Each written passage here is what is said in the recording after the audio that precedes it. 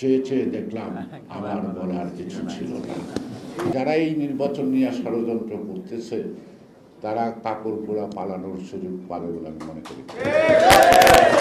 এই যে ধরেন সামনে রমজান, মানুষ তো হাহাকার করতেছে কি অবস্থা হবে জিনিসপত্রের যে দাম।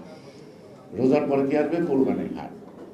দেখবেন রোজার এই এখন থেকেই ছোটোখাটো গরুর খামার, আর রমজানের পর প্রত্যেকের বাড়িতে দু একটা গরু পুষবে। কেন? মোটা তাজা করে কোরবানির হাটে নেবে। তা এখন এই সরকার কি এরকম মোটা তাজা করতেছে আর একটা দল করার জন্য? তা আমি বলতে পারি এক কথায়, মোটা তাজা করা হয় কোরবানির হাটে নেওয়ার জন্য।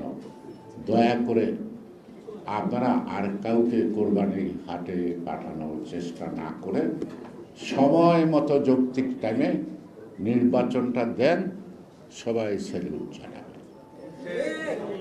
এখন আমাদের এই প্রস্তুতি মেয়েদের আমি মেয়ের কাছে আমি ক্ষমা চেয়ে বলছি, ছেড়ে দিচ্ছে আমাদের সবাইকে জ্ঞান, কিন্তু এটা বাস্তবায়ন করতে গেলে হাতে যে শক্তিটা আমার দরকার, যে দায়িত্বটা আমার জনগণ থেকে নিতে হবে, যদি দেয়, তার জন্য আমার মনে হয় সোজা করে গিয়ে ওঠে না। যুদ্ধ বোধ একটা সমাসন্ন, অদৃশ্য শক্তিগুলিকে দৃশ্যমান করতে হবে আমাদের ভাবনার মধ্য দিয়ে, তারপরে আরেকটা ধাক্কা দিতে হবে। একজন তো পালাইছে কাপড় পোড়া, আর যারা এই নির্বাচন নিয়ে ষড়যন্ত্র করতেছে তারা কাপড় পোড়া পালানোর সুযোগ পাবে বলে আমি মনে করি।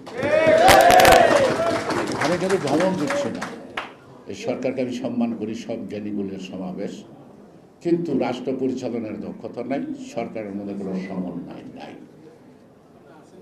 প্রধান উপদেষ্টা বলে এক কথা, তার বিয়ে বলে আরেক কথা, নাকি? এই তো আমরা দেখতেছি। এবং প্রধান উপদেষ্টার কথা এই উপদেষ্টা মণ্ডলীর সকলের সিদ্ধান্তের কথা কিনা সেই ব্যাপারেও যথেষ্ট সন্দেহ আছে, যথেষ্ট সন্দেহ আছে। দীর্ঘ 16 বছরের যারা বেনিফিশিয়ারি সচিবালয়ে থাকলো, নাকি? তারাই তো আছে। তাহলে আপনার দুর্নীতি কমবে কেন? ওরা যে 300%, 400% বেশি প্রাক্কলিত ব্যয় নির্ধারণ করত মানে একটা কাজে, এখন যদি ওই 300%, 400% দিয়া আসল প্রাক্কলিত ব্যয় অর্থাৎ আসল ব্যয় নির্ধারণ করে, তাহলে অতীতের চুরিগুলি ধরা পড়ে যায় না? যে তারা কি চাইব তাদের শ্রেণীর স্বার্থ, তারা যা যা করছে এটা অপকর্মে রূপান্তরিত হোক, তারা সেই 400 টাকা বেশি দাম, 400% বেশি দাম ধরে টেন্ডার কল করবে। আবার একটা আইন করছে, প্রকিউরমেন্ট আইন, যেটা 5 থেকে 10 বছর, যে যাদের অভিজ্ঞতা নাই, বা 10 বছর থেকে 5 বছর পর্যন্ত যাদের অভিজ্ঞতা নাই, তারা ঠিকাদারি কাজে কোনো দরপথে প্রতিযোগিতা করতে পারবে না।